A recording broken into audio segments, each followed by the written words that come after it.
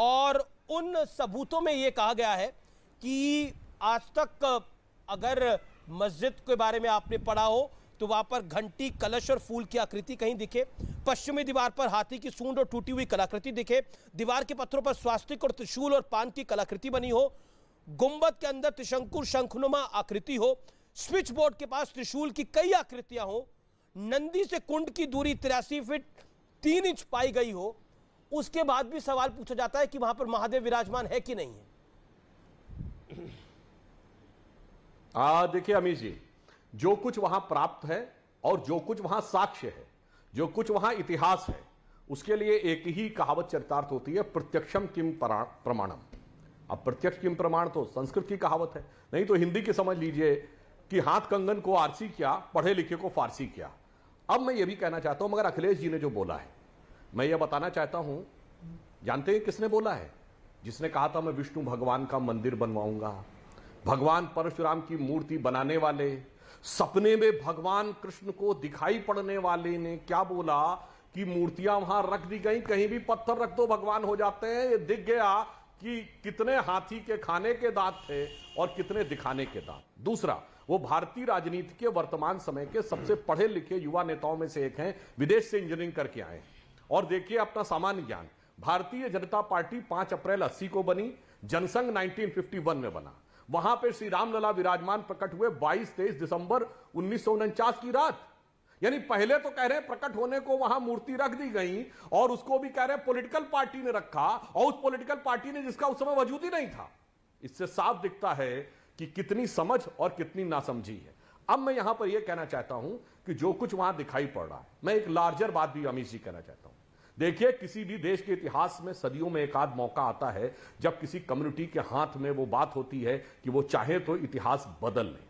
यह मौका था 1949, जिसका कि उल्लेख अखिलेश जी ने इनडायरेक्टली किया, जब मुस्लिम समाज के पास एक मौका था कि वो इतिहास के तमाम बुरे अध्यायों से अपने को अलग कर ले। और मुस्लिम समाज में यह विचार था, यह मैं इसलिए प्रमाण से कह रहा हूं, 1961 में जाके वो पक्षकार बने हैं 12 साल के बाद।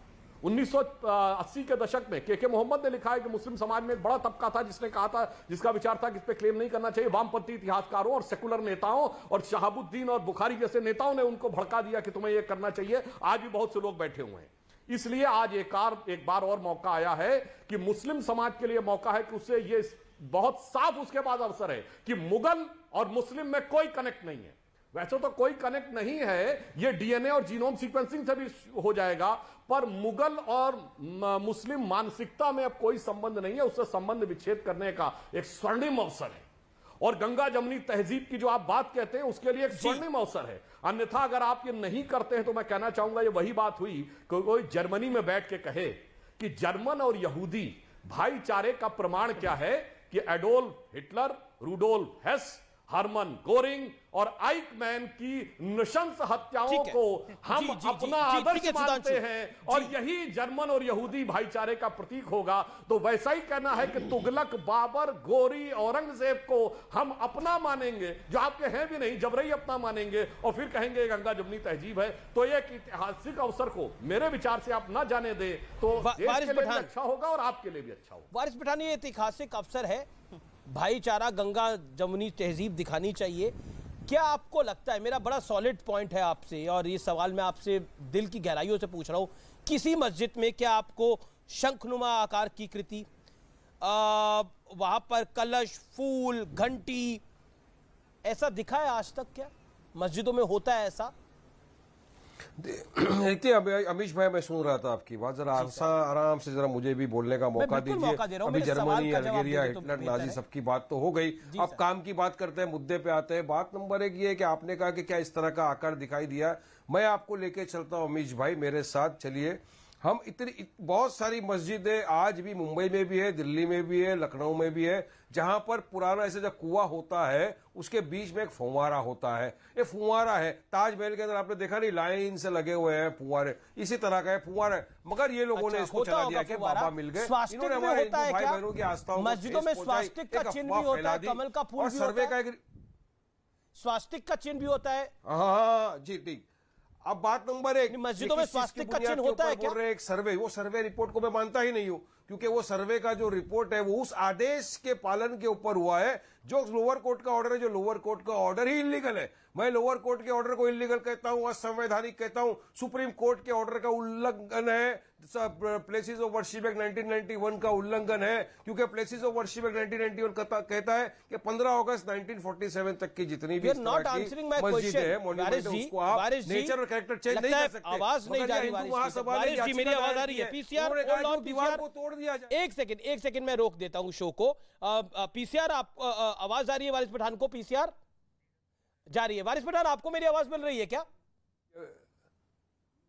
अब भी मिली अभी मिली ना? अच्छा, मेरा अब बिल्कुल सही से मिल रही है ना मेरी आवाज? मेरा सवाल आपसे ये है, क्या स्वास्तिक चिन्ह मस्जिदों में आम होता है? ये सवाल है मेरा। वर्शिप एक्ट पर तो बाद में आएंगे, लेकिन क्या तो सर्वे रिपोर्ट वाले ने बताया ना, तो सर्वे ही गलत है उनका। वो सर्वे तो मेलाफाइड इंटेंशन के साथ किया गया है। सर्वे करना ही नहीं। सर्वे अजय मिश्रा को क्यों निकाला?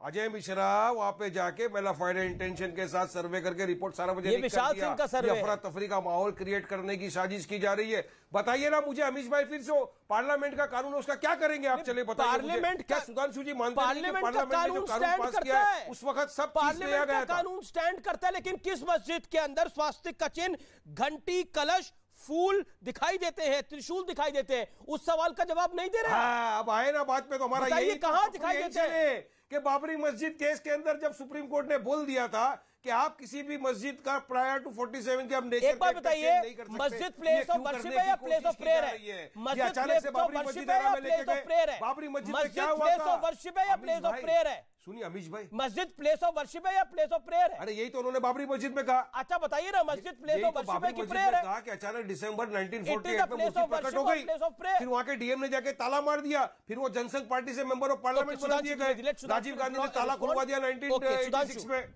और सुधांशु, आपने कोई ऐसी बाबरी मस्जिद सुप्रीम आपने कोई ऐसी मस्जिद देखी है जहां पे स्वास्तिक का चिन्ह हो, कलश हो, फूल हो, घंटी हो? नहीं, पहले मैं ये कहना चाहता हूं कि कोर्ट की बात का और पार्लियामेंट की बात का हवाला वो पार्टी दे रही है जिसने ट्रिपल तलाक पे पार्लियामेंट के द्वारा एक्ट पारित होने की बात कहा था। कौन होती है पार्लियामेंट मुस्लिमों के बारे में निर्णय करने वाली? सबरीमाला पे आपने मान लिया था। बाबरी मस्जिद के इशू के ऊपर, श्री राम जन्मभूमि के इशू के ऊपर न्यायालय के निर्णय के बाद कहा था मेरा सवाल जिंदगी वो मस्जिद रहेगी, कयामत रहेगी। मैं सवाल करना चाहता हूं, मुद्दे की बात यह है वारिस पठान साहब, आपकी पार्टी वो पार्टी है जिसके नेता ने कहा था हमने 800 साल को चलिए सब पूरे देश को, पहले आप यहाँ ये जवाब दीजिए, आप मुगलों से अपना संबंध मानते हैं या नहीं? अगर मानते हैं तो आप औरंगजेब के पक्ष में आपसे बहस करने कोई औचित्य नहीं, संविधान विधान के किनारे आप साथ साथ बताइए, या उस बयान के लिए तो उसको बोलिए कायदे कानून का उल्लंघन किया, बहस होगी आगे। जिन्ना जिसने भारत देश के पहले बताइए 800 साल चले गए तब क्या किया आपने? मुगलों से आप अपना तब क्या किया? हम तो बोलते हैं कायदा बनाओ, कानून बनाओ, नहीं जाएंगे ना वहां पे? एएसआई का प्रोटेक्टेड मॉन्यूमेंट है वहां, कायदा क्या गलती बोलिए हाँ या ना? अब देखिएगा नहीं बोलेंगे, बचेंगे या औरंगजेब के प्रतिनिधि बन के यहाँ बैठेंगे? बोलिए, जवाब दे। नहीं, मैं तो बोल रहा हूँ ना, अरे औरंगजेब रहमतुल्लाह अलैह का जो मॉन्यूमेंट है, मजार है, उसको तो एएसआई ने प्रोटेक्टेड करा है ना।